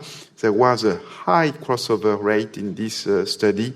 2/3 of the patients in the control arm crossed to second-line amivantamab. In terms of safety, pretty similar on what we discussed in Mariposa-2, related to chemo, side effects related to amivantamab in this trial. So chemotherapy plus amivantamab is the recommended treatment in the NCCN guidelines for those patients, and the same for patients in the ESMO clinical practice guidelines. So the question is what to do in the second-line setting, and maybe I want to show you some of the key figures with amivantamab in pre-treated patients, because before moving to first-line, amivantamab was evaluated in the late-line setting for those patients after prior exposure to platinum-based chemotherapy. This is a Chrysalis trial. It was 114 patients. And you can see that after platinum-based chemo, amivantamab response rate was around 40%, 43% in this subset of patients. Median PFS, 7 months, and median overall survival, 23 months in those patients. So there is a kind of prolonged efficacy of amivantamab in this setting. Similar safety as previously described. So there are new agents coming for those patients with EGFR exon 20 insertion mutated non-small cell lung cancer, mostly TKIs. And I will discuss some of these TKIs that with some phase 3 trials ongoing. Furmonertinib, we have this data from the phase 2 FAVOR study. Quite interesting in terms of response rate, around, again, 40%. So quite similar to what we had with amivantamab in this late-line setting. Safety, in those TKIs designed to target the EGFR exon 20 mostly have toxicity, digestive tract toxicity, so diarrhea, here mostly grade 1-2, but it may impact the quality of life of patients, some transaminitis as well. Sunvosertinib, another TKI with efficacy on EGFR exon 20 insertion mutated non-small cell lung cancer. And interestingly, here we have some cohorts of patients who, limited numbers, who had a prior treatment with amivantamab, which is relevant now that we have chemo plus ami in the first-line setting and reporting on a 50% response rate, limited number of patients here. And we also have data with zipalertinib, another TKI that is designed to cover not only resistance mutations that may be observed in the kinase of EGFR, but also EGFR exon 20. Here in the second-line setting post-platinum, 38% response rate, median PFS 10 months, so maybe slightly better than the other ones. And we have also here a similar profile, maybe better safety than sunvosertinib or furmonertinib, with a limited number of patients presenting with diarrhea. We have data with zipalertinib post-amivantamab, so again, quite relevant given the new standard of care in the first-line setting. Some data, additional data, will be presented during this meeting. From what we had last year at ESMO, the response rate was 40% and median PFS 9.7 months with zipalertinib post-amivantamab, which is probably clinically meaningful. Zipalertinib is also evaluated in the first-line setting in combination with chemotherapy. So this is chemotherapy plus zipalertinib versus chemotherapy, possibly followed by zipalertinib in case of disease progression. And this trial is ongoing. Thank you. Great. Thank you so much, Dr. Girard. So one question we have from the audience is if you have, so exon 20, there's a locally advanced, say, stage 2 or stage 3 lung cancer that had a lobectomy and adjuvant chemotherapy. Are there any EGFR-directed therapies that you're offering this patient adjuvantly, Dr. Girard? Sorry, can you repeat? So exon 20, locally advanced post-resection. You could also extrapolate that to, ALK, other things. Are you giving anything to these exon 20s? Not yet, actually, but this is a question that we also have for BRAF and others. I'm not sure there will be a trial in this situation, but that's an open question. Yeah. Usually it's aggressive disease again, so it's probably a very rare situation. I think it's a balance because, we have, it's the effectiveness of the treatments that we have, the toxicity and that kind of pro and con in the adjuvant setting. Because here it's probably very different than common EGFR mutation where osimertinib has a very good safety profile or even alectinib, which is also associated with very rare But amivantamab or dabrafenib and trametinib for 3 years, we're talking about a different level of toxicity. Okay, so this first survey question here for this section. So first-line systemic therapy for a 65-year-old healthy patient, EGFR exon 20 insertion, PD-L1 and 0. I think everyone said amivantamab and chemotherapy. I guess I'll explain my zipalertinib, or, I think I'm actually very excited about some of these oral EGFR TKIs that are coming. I think you could replace zipalertinib, furmonertinib, sunvosertinib. They all seem quite similar. They do seem equivalent to amivantamab and much less toxicity. So I really would like to give that option for patients first line. Dr. Sabari? Yes, we just heard from Nicolas the frontline study of zipalertinib plus chemo versus chemo. Why not zipalertinib alone? And, you selected zipalertinib alone here, which to me also sounds very exciting. We had the phase 1 study, well-tolerated medicine, great response rates, and we're going to see some data post-amivantamab here. But why the combination with chemo in the frontline? I think that the tale of mobocertinib has scared a lot of these drug companies, right? I think we now have a standard of amivantamab with chemotherapy. Mobocertinib, if you remember, was that originally approved EGFR exon 20 oral agent. Their confirmatory study was versus chemotherapy, and they weren't superior. So I think there is a caution and kind of, if you can't beat them, join them philosophy. But as you can see, I think, in a dream world that we would have these oral therapies. And to your earlier question of adjuvant or neoadjuvant in the future, I think well-tolerated EGFR exon 20 specific inhibitors have an opportunity there. Absolutely. I think looking forward to that. And then I guess, Dr. Sabari, you did say symptomatic. Would you change anything if there was a symptomatic tumor burden? I answered this about 2-3 days ago. I think that's a copy and paste job or something on my end, so I apologize. I'd give ami and chemotherapy in this setting as well. I think it's pretty clear that's an active regimen that we all would use in this setting. And so what about if we had a person that received amivantamab and chemotherapy, had asymptomatic disease progression after 12 months? What would be your second-line recommendation if there were no acquired alterations and say we had all of these options at our fingertips? Dr. Ramalingam, you said chemotherapy over one of the oral TKIs. Comments? Yeah, I think these TKIs have good response rates, 40-50%. They would be eminently appropriate in the setting. So, I was thinking of, I didn't look at the point that these were available, so I was thinking of my clinical situation today, where I don't have anything today.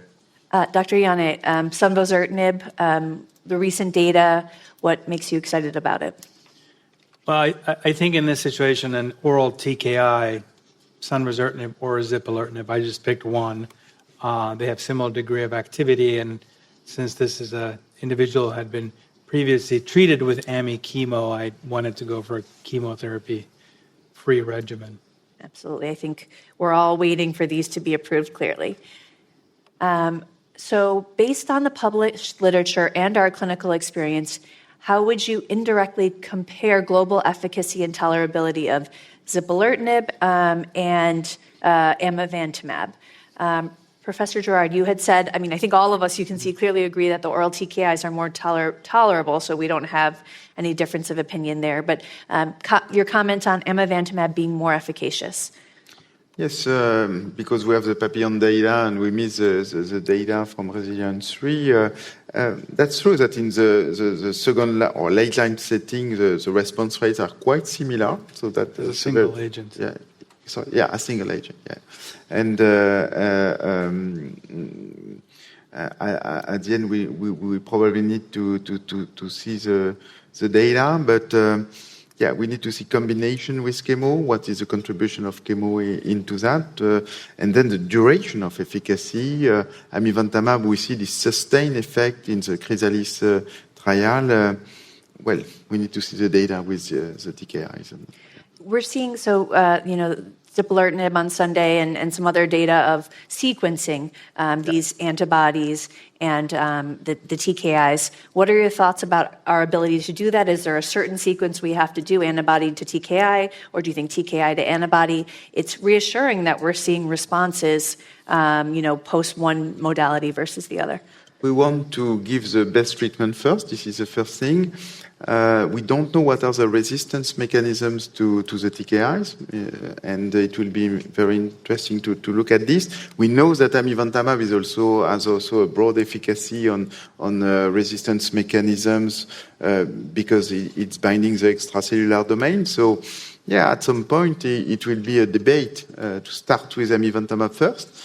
Or to reserve amivantamab, which is also more toxic, to cover the resistance mechanisms to the TKI. And then, in terms of side effects, it's with zipalertinib or sunvozertinib. We've had some earlier EGFR exon 20 oral agents like posiatinib. When you hit the IC50s that are required for EGFR exon 20 are right around, oftentimes hitting EGFR wild type. Dr. Jänne, do you want to comment on the toxicities we've seen with some of these exon 20 drugs? So I still think with the newer ones like sunvozertinib and zipalertinib, we still do see some on-target EGFR toxicities, GI toxicities, and rash. They're less so than with posiatinib, and certainly the GI toxicity, which was a major issue with mobocertinib, is less with the newer generation TKIs. But they're not completely free of side effects either. Agree. We have a little time before the next session, so I'm going to answer some of the audience questions. So one question was, going back to the first module, so what about co-mutation? So we know that 60% of patients with EGFR mutant lung cancer have a co-mutation in TP53. Does TP53 have you choose between osimertinib and chemotherapy versus amivantamab and lazertinib? What data do we have about that? Dr. Sabari? Yeah, so I think, co-mutation is a higher risk patient population. Again, a significant proportion of our patients have TP53 alteration, more commonly in those patients who've smoked and never smoked. And I do think about escalating therapy in that patient population. Remember, I'm looking for reasons to de-escalate, right? I escalate in most patients. Now, I think for Amilaz, we have data in the p53 co-mutant population that those patients tend to do better with, Amilaz over osimertinib alone. There's similar data for TP53, obviously in the FLAURA2 trial. So very hard to cross-trial compare these, non-pre-specified subset analyses. And then another great question that we had, is use of kind of MRD or ctDNA assays real-time presently. So if you had a stage 2A EGFR mutant lung cancer after resection that had a positive ctDNA, would you still use adjuvant chemotherapy and osimertinib, or would you spare the chemotherapy and use OC alone, just suggesting that there might be metastatic disease? Dr. Goldman, what are your thoughts? That's a fascinating question. I hadn't thought of that before.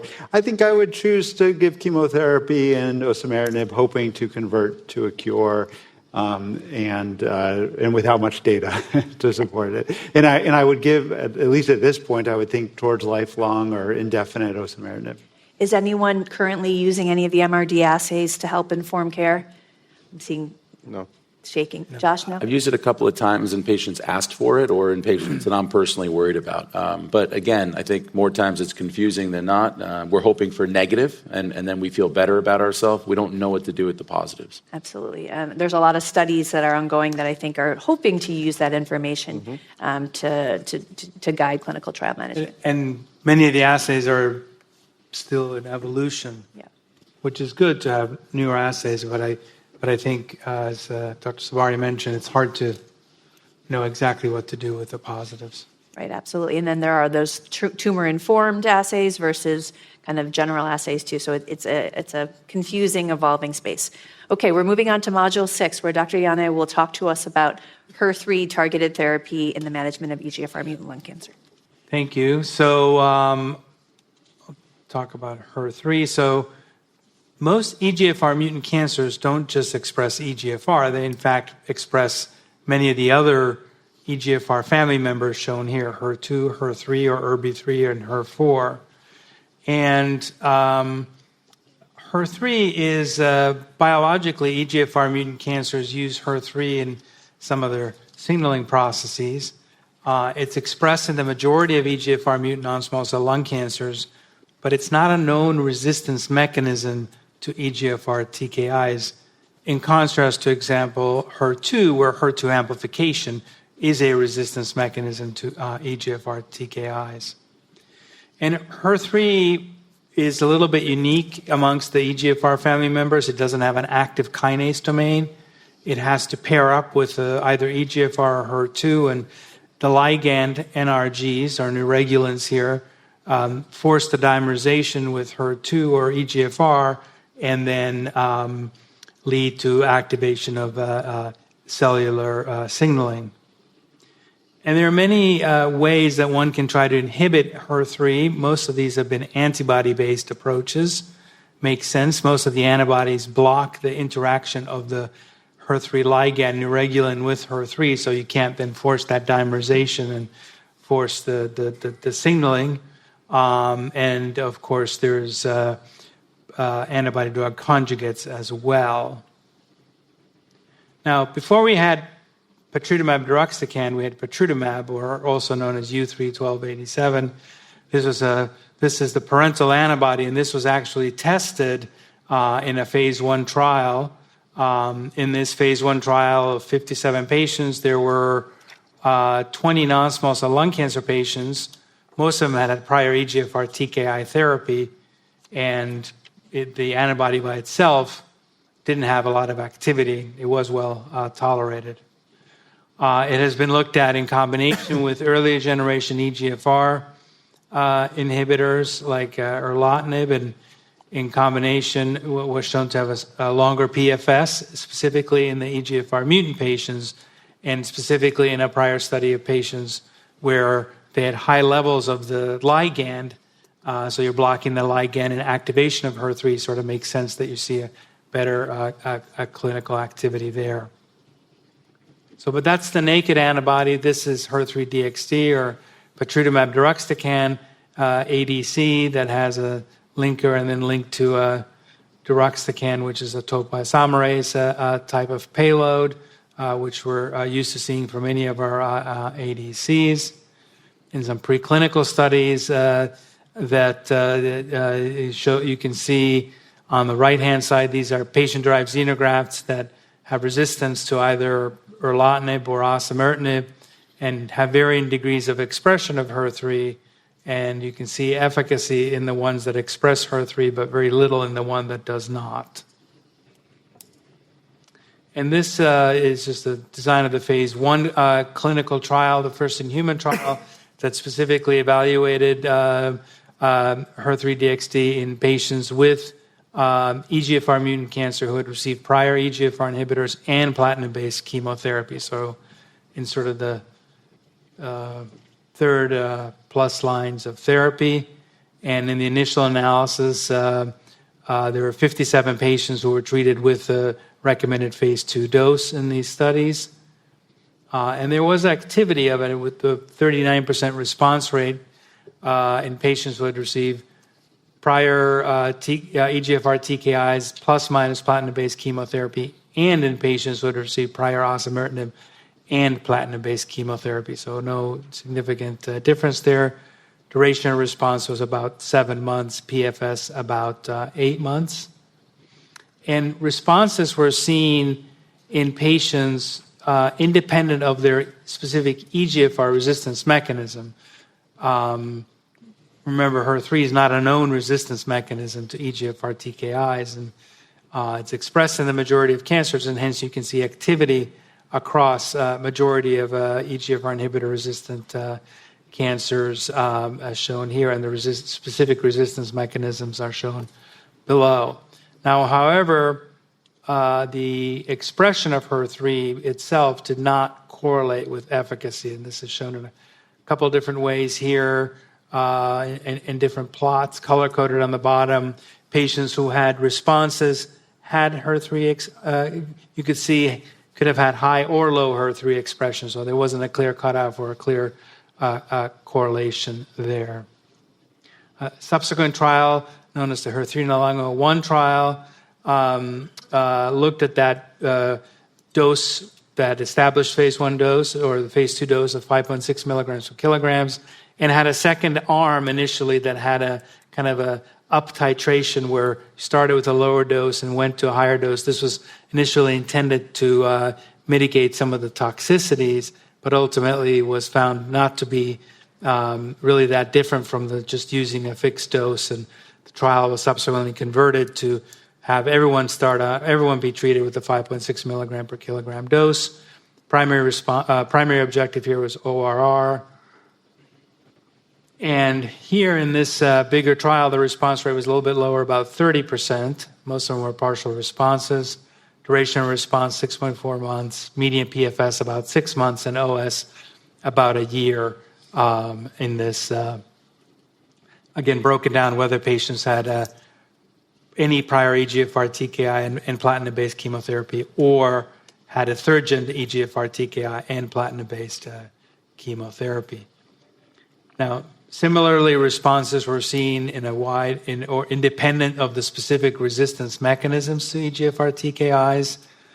They're sort of divided in the bottom into EGFR dependent and independent.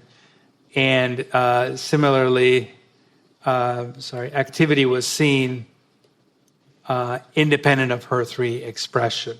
So again, didn't correlate with the degree of HER3 expression. Now, one of the things we learned in this trial, and this has been seen for other ADCs, is that they did have intracranial activity. And so in a subset of patients, 30 patients in this trial that had baseline brain metastases and had no prior radiotherapy, the confirmed response rate was 33%. Not something I think any of us expected for an ADC, a big molecule, to have this degree of activity, but it's nice to see this and has been seen for other ADCs, including trastuzumab deruxtecan. Now, in terms of side effects, there are treatment-related AEs that happen in the majority of patients.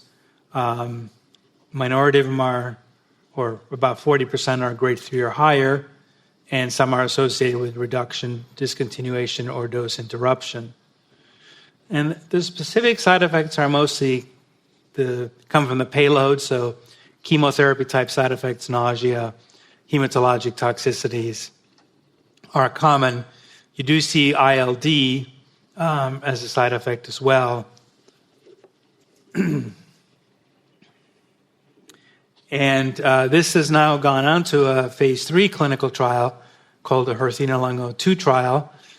This compared the phase 2 dose in patients that had received only EGFR TKIs, no prior systemic chemotherapy, and randomized patients in a 1-to-1 fashion to patritumab deruxtecan or to the combination of combination chemotherapy, so platinum-based combination chemotherapy. The primary endpoint being PFS with other secondary endpoints shown below. There was a press release last year that this met its primary endpoints, leading an improvement in PFS. This trial will be presented at ASCO, again at a lung oral session on Sunday morning by Dr. Mock, and you'll see the full results of that trial at that presentation. Now, as was alluded to earlier, we're full of press releases tonight, and this came out yesterday, basically saying that although the PFS was positive, the OS was not positive, and as a result of that, the company decided to withdraw its biologic license application for patritumab deruxtecan, which was for previously treated patients with EGFR mutant lung cancer. So I think we're all disappointed by this finding. It was nice to have this, we're hoping to have this as an option in addition to datopotamab deruxtecan for patients that progress on EGFR TKIs and chemotherapy. So there are other HER3 ADCs in clinical development, one from Duality Biotherapeutics called DB1310. This was presented at the Molecular Targeted Agents session today, about a similar response rate in PFS as patritumab deruxtecan in previously treated EGFR mutant non-small cell lung cancer. There's also a bispecific EGFR HER3 ADC that has been studied extensively in a prior study in China. In this dose escalation expansion trial, had a high degree of activity with a 63% response rate in the EGFR mutant patient population. And again, the responses were seen independent of the specific resistance mechanism to EGFR inhibitors. There's no biomarker data available to correlate HER3 expression or EGFR expression with this ADC. It too has hematologic toxicities because it's a topoisomerase payload. You can see here on the right-hand side, especially highlighted in yellow, including grade 3 or higher ones in a substantial number of individuals.